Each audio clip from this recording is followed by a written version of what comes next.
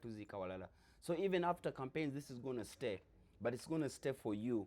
Kati gwe bwotandika mu kuvuma maaso eyo amazzi gammwe ganaaba tegatuuka obanga tolina masannyalaze ojja kudda kyova kati ebivumo biri okay kubanga gwe tonnakitegeera nga tuvudde mu kusabira muzeeyi akalulu bino ebintu bijje tugenda kutuuka ekiseera nga sente z'emyogo ziba ewamwe tezaatuuka teweetaaga kgenda ku luguudo kwekalakaasa olinda live ekiro twagiyise night shift protecting our gains ne muzeeyi ng'olinda bulinzi kiro ng'otekako ez'emyoga we zaatuuse wano baatugamba miliyoni 1 baatuwaddeko 2 ng'eyazikutte atutudde wano. So this is not like even only about politics. This is going to go as far as possible. When I comment how? Onagamba mbo protest vote. Protest vote. Why do what you are you violence? protesting? Yeah, that's violence. No, even that.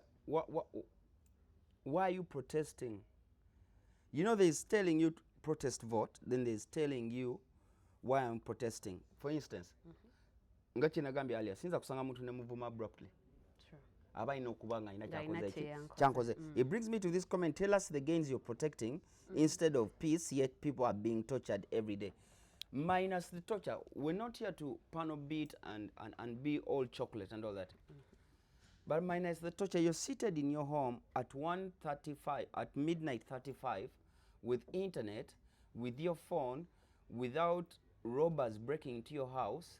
I probably think you ate supper. That's in case you ate supper. And probably tomorrow morning you're going to wake up and go and work because it's going to be Monday. What do you want us to protect beyond you? Beyond what I've explained, your 24 hours of a day? Or you think these things come from heaven and they fall, that God creates, okay, God may give us the knowledge to do the electricity or give us the water of you having a job that pays you, but these things don't come. And yesterday I also told them, people don't go on internet, but they don't use internet to see.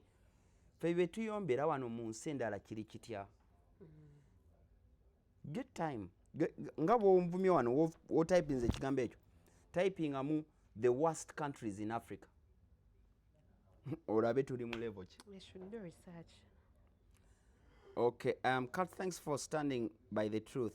Naye Museveni should integrate more youth in the next generation. Dixon, this is what we're doing. Most people say I'm not a youth, but I speak for so many youths because I've been in this country.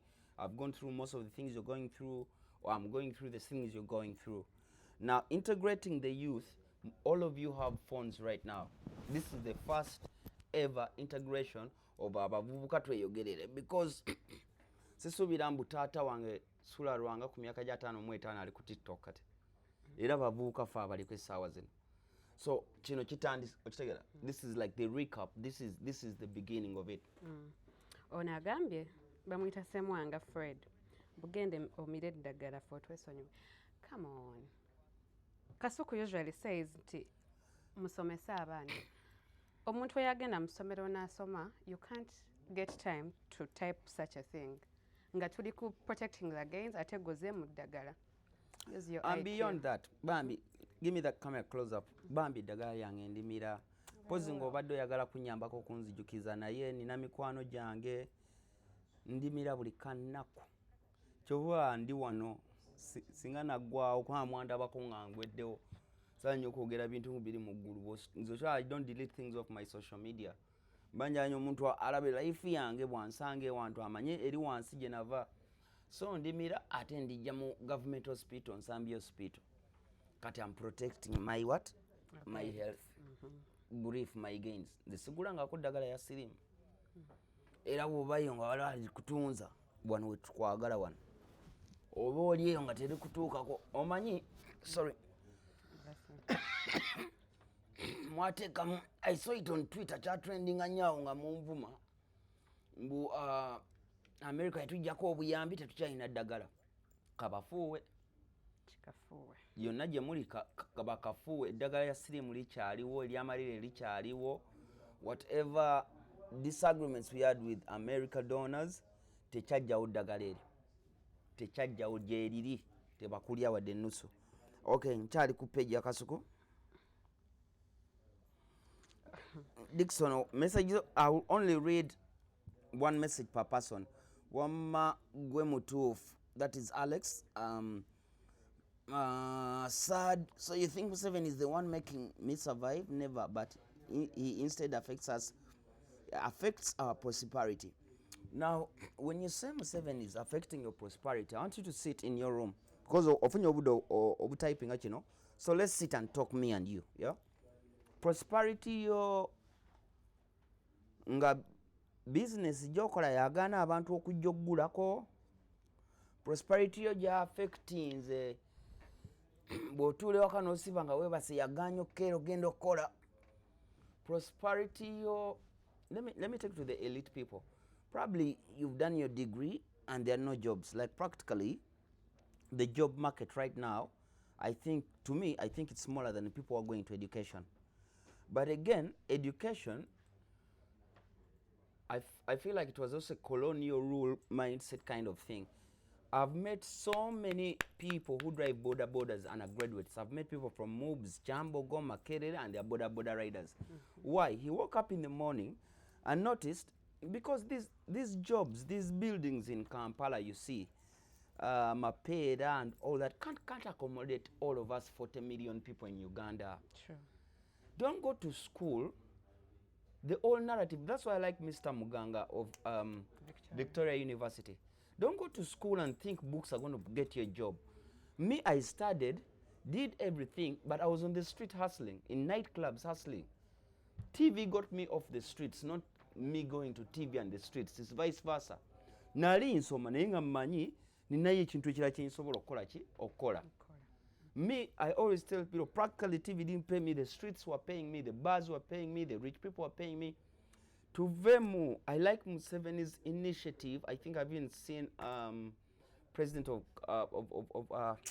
what's that country? Ayambale byamaje bya brown, Burkina Faso, I think, and President Kagame. Let's leave the old colonial, you have to go to school, then work from 7 a.m. to 5 p.m. But let's use our brains. If ebitabo bikyaganye, do something somewhere. I don't know how it works, but somehow, somewhere, ebitabo bijja falling in the place. Sure.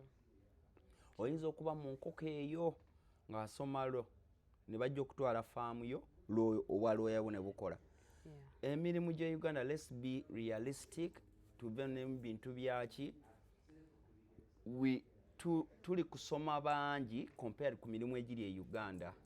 I always tell people, bw'ova ewandegeya paka e Nakawa, ebizimbe ebyo, I could call it the corporate world of Uganda, won't sustain the 2 million people we have in Kampala. When I went to Hoima, omwana nanyumiza ina boutique satu. Let me give you this story to inspire you. Go agambye musimanyi your prosperity eri ku Museveni. Omwana Hoima yangamba yatandika okusuubula engoye mu katale. I don't know why Hoima eba n'engoye ezo zivanga ku border. They have like new clothes. Baba n'engoye nga mpya nga ne Kampala tezit. I don't know how it works. Ora kubanga the next to Busi, I don't know. So ye nga azijjayo. Naye nga azijjayo naziteeka ku basa nga ali ku internet what? Nazisindika nga bazigulira Kampala. Right now, aina boutique Hoima, aina boutique Jinja. I forget your name. Ye yanyambaza na outfit ye Dubai. Jina yambale Dubai. That boy just hit me. Then that very moment, another guy, mbandi yao nchakola live nyume nabo. Omwana restaurant na jane mugamba oli mutoto nza kuba na restaurant. It's a big, in fact abamanyi street ya Hoima zedidinganye. Mwenamala shune nkola nebifananyi byo knowing how stadium baji mala batya amangu before time limit. That's the story of another day. Naye batata waffe yatandika ne kafunda. Omanyi buno obufunda bwe tulyako mama nachi. Kama okyali wansi. Waliwo bakyali banga bamanyi twabulyangako entinda awo ku stage n'okkirira awo waliwo bamami banga babufumbanga. Today they have 4 restaurants in every district in that line. Jinja, Iganga. Tutandike n'ekiriwo. Okitegeera, let's go back to the comments. When I start talking, I become like a preacher. Okay, hoi mania busia. Yeah. No, that's not what I said. It's what I thought because I have new clothes. Was offered. Someone says one, I rather vote Chagulanyi than voting Msikats. Who says yes in BO? Yes in BO, tari ku ballot paper yona. Vote the person you want. We are not forcing anyone to vote for. I'm not here for votes, and I'm gonna tell you this, and I'll tell you ever, and I don't think my mind will ever change. I'm never going to be a politician, because the fact of making you understand,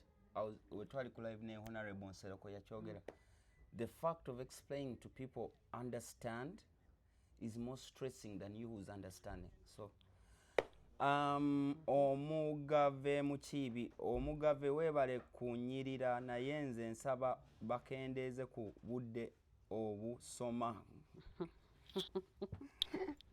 Uganda taata tukendeeze tuteekeko kumeka just like my mama. Anyway, let me put my family away. Kasuko, I'm looking for you to make an interview with you, please. Black Putin Kasuko bakononya omunene Dalton ako kamanyiro, you loved him and so what, kati omukyaye so what. Kats, I used to love you but mpulira kati ontamye munnange obuzibu bw'okutama kati ekyo nakyo kansoke nkituuleko for a minute. Emyaka gye nkoledde saakubira muntu yenna simu kunjagala, sirina gwe neegayirira kunjagala. Nakeera ku makya ku Gmail yange nenzigula akawunti zange. Instagram nina 500,000, TikTok nina 500,000, Facebook nina kweza 1,000,000, TikTok yo bakati ziri channel nga 3, I'm almost 1,000,000. Munnange oba tonjagala unfollow ndeka sikwesibyeko bambi woba owulira onkooye genda saakusaba ndeka kyembagamba wano kyennyini gwe bwoba owulira muzeeyi talina kyakkoledde muleke, kubanga ffe tuzze wano kugamba ebirungi byakoze oba ebirungi ebiri mu maaso, ŋŋenda mu maaso, tetugenda mu bintu bya starting from scratch. I once told somebody, but it's a political broadcast.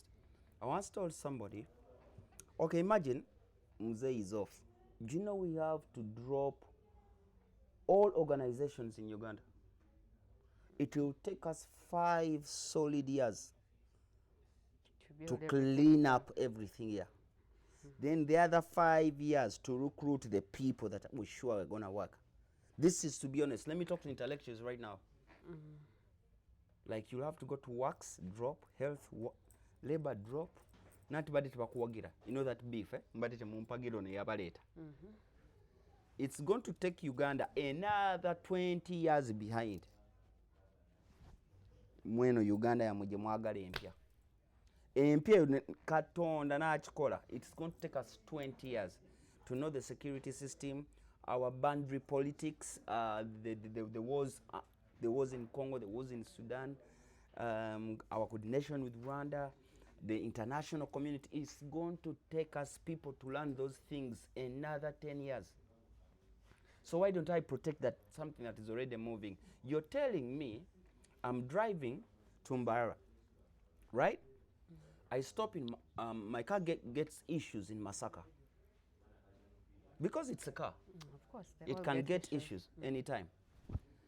And you're telling me not to look for anybody around Masaka to repair that car. I carry it back to Kampala. Are we together? Let me put it in Luganda. Mbadde ngenda Mbarara, emmotoka yange efiiridde Masaka. Goli kuŋŋamba okujjako ng'ebalemye. Bw'ate nze ngizeeyo Kampala gye baba bagikanikira ate nziremu nzire Mbarara. Does it make sense? Let's read more messages. Uncle Mo, wama katsinze nkumatira boy, si kulinaako problem. Look forward for meeting you. Thanks for being strong. Thank you so much. I don't want us to collide pages. We have so many pages that are live. kankebere ku mukwano gwange bad black even wavudde ku mpewo neri n'atuvugirawo era essaawa zino bad black akutte ekipona gangi twalira habi wange mufunye ku mulembe gwani Rama anjenwa birungi omukazi gwe yatwala atenze simusiima. Okay, this is personal. Anjenwa birungi musikasi yatwalako mukazi yantwalako omukazi watwalani namujjawa ne mutwalawo tokyamulaba mukuddiza omulabe mu maaso go. Okay, you still on Sheila Price? Someone says when everyone has a choice, but nange talking about someone's health is rude. Thank you so much. That's right. Goody said, please, Katz, tell us which TikToks to follow that will be doing protest, protecting the gains, the entire shift. Okay, let me just read the ones I'm seeing off head here. You read me some there. Bad Black is on. Kasuku Wazabanga is on. Sheila Price is on. Sean Styles is on. Jojo Entertainment kweli. Jojo Entertainment kweli. Black Sugar kweli. Mumpe kwa account abali mu control. Nendala nyingi. For now you can follow now, those. Yes. Yeah. Okay. Oli kuyani. Ngenze ku Jojo Entertainment. Okay, nzenzizeyo ku Wazabanga, the biggest TV personality right now. I personally, last year I got 2 international awards, one from and I forget my awards. Anyway, so they are there. You can check my pages. Okay. Our technician comments are not appearing again. Someone says, wait, Chab B here. But Katz, do I really need to Google to know that Uganda is doing badly off?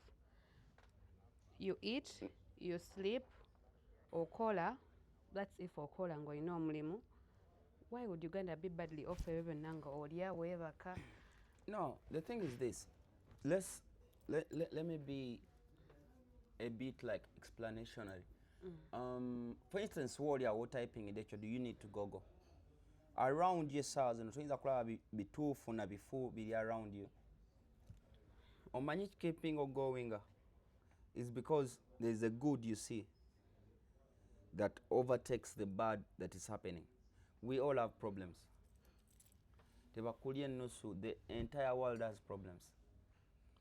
The last time we talked about Dubai, Bantu Terry once here. Now again Dubai and again come be baby. Babita batiako. Jebanywera pa kumachawa bita batya something ebunali nabira bakebyo ne katwaliwe yantutte eri wansi bro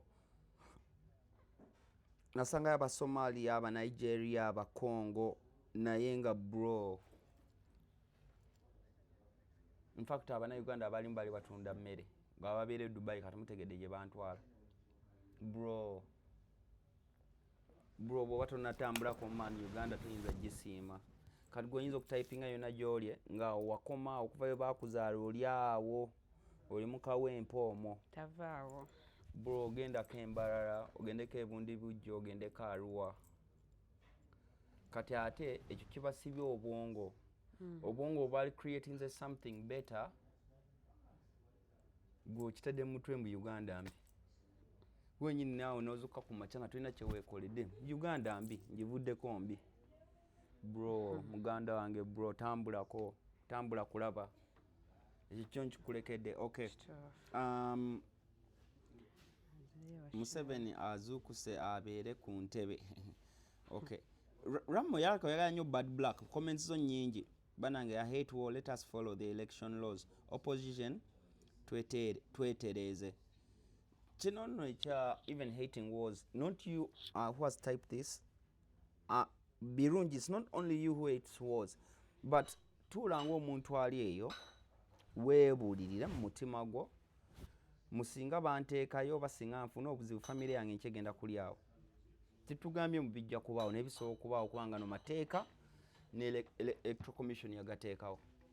Londa dde ewaka mateeka ng'etteeka nga bw'omanyi mu tteeka mu Bible Katonda yagamba tobbanga tolimbanga. Lino tteeka lya ggwanga mw'oli baalitaddewo kati gwolimenya nga loogi gyewambwa amaanyi g'omulimu lyowulira. naye people abantu abamu tebalowooza kati ono agambye mbo never trust enguli people they don't think. It depends on what enguli is. Enguli is alcohol. Nanti now olina ebibyo byoteeka ku mutwe, so we can fly. I can't also trust you with whatever you feed your brain, not even drink or smoke, but whatever you feed in your brain. It's what you're feeding in your brain that is enguli, that is making you type something like this. Genius, who will be communicating when internet is off? We are gonna say this again. The internet is not gonna get off. Biggest purpose of this broadcast that you're seeing on all TikTok channels, if I look at my computers in front of me, they are bro, how many channels do we have? There are many. There's a control people there. Nainera bakuscreeniza bu laptop bwebute. I'm not the president of Uganda. Internet egenda kuvaako, that's why we're doing this. Era egenda running until what? 15th. So twagala balaga internet egenda kuvaako. Okay. Mr. Dero wanagamba, but you guys, why do you think we can't have a peaceful transition? Who told you we're not going to have a peaceful transition? I don't know. Auntie, waliwo bagambidde when the government changes, everything has to change. So I think that's why he said all that. I didn't say that there can't be transition that's not peaceful. What I've said is the whole strategy of changing things. But you know, do you know, let me take it in a family perspective. Do you know your dad bringing a new woman in the house? How long you take to digest that woman as a mother in the house? Some of us have seen things in life that we don't want to see again.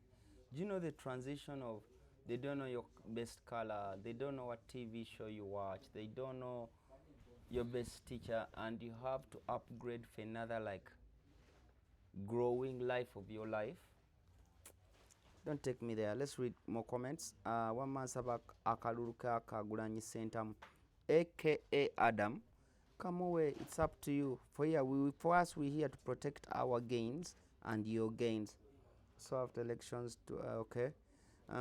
Producer, the comments are not coming again. We refresh or something? Okay, nze kuya kasuko. Tina La Patrona, something like that. Agamba, people are focusing on the presidential post, forgetting local government leaders are responsible for what they're responsible for. That's what I said again yesterday, is that the gains we're protecting now are gains that the country has and people have manipulated and used and mistreated and misused and grabbed and taken. But the gains in the country as a country, to Zirina, Museveni has done his part, and his people who are, I was giving them factories in Gulu. I got to know they're like 9 factories producing shirts, bottles, clothes. They're all here in Uganda. But the issue is, life is going to tuyamba, because I'll ask Mr. General Salim Saleh, wetumala elections, tukozese broadcasts bweziti ziraga abantu mbu this country has things, so many things. They may be mishandled.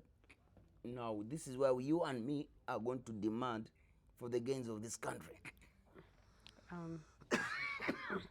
Anna says waneno musuubira anaafuga paka ddi.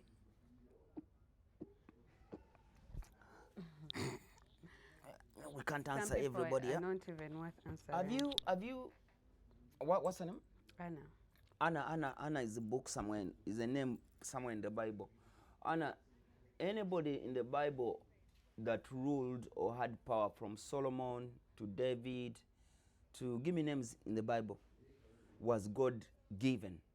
Even whatever they went through, God had purposely put them for that. So the time God decides that he doesn't have to rule us, that's the time we shall let things be as God has decided, because we can't change his remote. God's remote is unchangeable. See, it's not your remote, you Netflix, you YouTube, you TikTok, you play video games. No. So when that time comes from God, we shall see that part of it. Rama, I want peace always. Let us all have peace. It's a peaceful country. Let's continue with the peace. Someone here is saying, Kat's my brother, thanks for this one. That's why I love you so much. Dynamics, you guys have sold our country for cheap money, but you regret after realizing. Now, when I sit here and I'm trying to explain to you the beauty of this country, this is exactly where I have a problem with you people. So I've sold my country by telling you the good in the country. Somebody slap that person and tell them to wake up. If I came here and told you we have Hoima Stadium, we're generating electricity and even generating another dam, there are roads that are not done, but there are roads that have been done. I come here, my kids are in good schools. Somebody called me today and told me Kanare Mugume is a product of UPE, that public primary school. I didn't know. They want to come here. I think they will be here tomorrow. Kanare Mugume, Asoma Mawulire, one of the legitest news anchors we have, is a product of universal primary education. And you tell me I'm selling my country? Who's selling the country between you and me right now? No, let's discuss. You used English. Let's discuss. Continue the comment on Ariku page Bad Black. Keza K. No, Keza is something else. This is Shakish. These are new comments. Okay, this was Dynamic. Kupeja Bad Black. Let's get to his comment and explain to me what you call selling the country. Because I may have two versions of explaining to you selling and who's selling. Because me, I think, for you who doesn't want this country to go ahead, like I said, you're getting my car and taking it back to Kampala, yet I'm going to Mbarara. So in between that conversation, who's selling this country? Let's have a normal debate without even abusing people. Anyway, Keza Kenze, as long as we have peace, ebirara tugaya ku biraba ebirara tugenda. Mariam 971 here says, Cuts watambula ko just see our roads and see other countries' roads. Why do people see the negative part of this and don't see the positive part of it? Musei has built roads, you guys, to Ogizamazma. And most people who speak like this have not even crossed Karum. They don't know what that man has done. Like, bro, for instance, we try to get the there's a part of the road that is bad. But that distance took us close to 9 hours. But the distance took us 1 hour. So you want to complain over 1 hour. What if it was... And they forget the good part of it. And people tend to say it was his responsibility, it was supposed to do it. Okay, what if he didn't? Have you ever thought on the flip side? What if you're not then what makes you think things like this are going to be done after 15th? In a blink of an eye. Because you may complain about a hospital that doesn't have medicine, which is true. But go kebedenga the entire district teri. The Bible says Rome was never built in one day. It's like a couple. And most people say 40 years are long. But can you look what has been built in 40 years? The issue, again, I'll say it like Nagambye Joe, is singa tu blaming ebiriwo nga tulako bane bazadde baffe kwa ne internet tetuwadde byaliwo before. Singa de twalina internet mungo osobola okuba ekifaananyi ekyali ewandegeya ne kati n'ogenda eggulu city n'okuba ekifaananyi ekyaliwo 10 years back na kati. But the problem is we complaining ate ng'ebintu weebiri kati. So gwe tomanyi gye bivudde kizimbe ekyo kutuuka awo mapeera kutuuka awo fe abaakulira ku Wilson Road awo mapeera waaliwo ki? Ojjukira mbu awo waaliwo bibaati ng'abantu baliira mu kakoola ewali mapeera awo. Payina Mole mabega ojjukira twaliyo bamaama gundi ntunda katogo we twalyanga akatogo ne bavamposi essaawa zino waliwo mall. I don't know if it's a Gen Z problem because they've not seen things in the back, or it's just people who don't appreciate, you know, bagamba bw'oba tomanyi gy'ovudde tomanyi gy'okola ki. Continue the comments. Angela Birungi yenze okay. What page are you on? I don't want to collide with the page you're on. I'm on Sheila Price. Okay. I've gone to who will be communicating. Okay, communication will be on during the campaigns. That we promise you, Jay. I really traveled the whole Uganda regions, bro. TRB, on this conversation to continue, you say I've literally traveled the all Ugandan regions. That's on J Entertainment, our sister page to MC Cuts. I don't know where you're coming from, whether it's from complaining or from appreciation. We can continue the conversation. This is a conversation that you and us are gonna have, yeah? My producer, how are you? I'm okay. 1 in a million, thank you. Kaguye waffe TRB, thank you. Ketra, bless up brother, thank you. Right toyagala ku music gwomanyi ne weesonyiwa ebyeggwanga. Nanti kati kyekyanze ku musical show. Mwe kulowooza mbu manyi music yekka. Bro, some of us went to school, studied, do survey, listen to radio talk shows, listen to people's campaigns, read these books, the benefits of NRM in 40 years. That's why I don't want my brain to be clouded into music, because I've done my part in the music. These things, I come here as a Ugandan who has been here, who has traveled, who has been through the rich and the ghetto life. Thank you. Comments, is it extraordinary, producer? How many more minutes? Okay, we do the last 20 minutes. My page is not refreshing comments. You have something?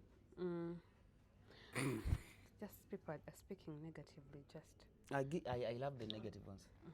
I love the negative ones. take a call again. Era ddala oli Westernland kekwisibye nga otadde ebinnyo kungu. Stop wasting our time, Bobby Jew.